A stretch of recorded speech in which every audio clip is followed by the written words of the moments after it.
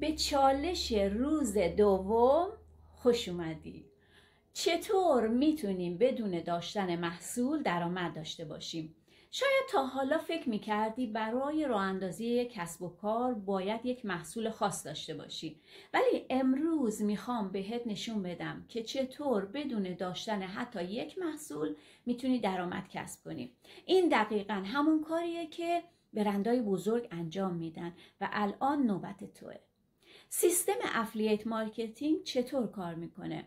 فرض کن یه شرکت یک محصول عالی داره، مثل محصولات سلامتی و یا لوازم دیجیتال و یا حتی دوره‌های آموزشی. تو فقط کار معرفی این محصول رو انجام میدی. هر خریدی که از طریق تو انجام میشه پورسان دریافت میکنی. این یعنی بدون تولید محصول کسب درآمد میکنی، نیازی به ارسال کالا و یا پشتیبانی مشتری نداری، فقط کافیه بتونی با افراد درست ارتباط برقرار کنی و اونها رو راهنمایی کنی.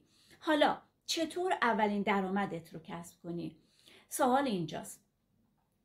اولین کاری که میکنی باید به عنوان نماینده رسمی وارد سیستم بشی که اینو من کمکت میکنم. کار بعد این هستش که یک لینک اختصاصی بهت داده میشه که مخصوص خودته و هر کسی که از طریق لینک تو خرید میکنه تو پورسان دریافت میکنی. تازه این اولشه. حالا اگه دوست داری وارد این سیستم بشی و اولین درآمدت رو تجربه کنی، 2 تا کار انجام بده. اول بهم کامنت بذار برای من و بهم پیام بده که میخوای شروع کنی تا اطلاعات ورود به سیستم رو برات بفرستم.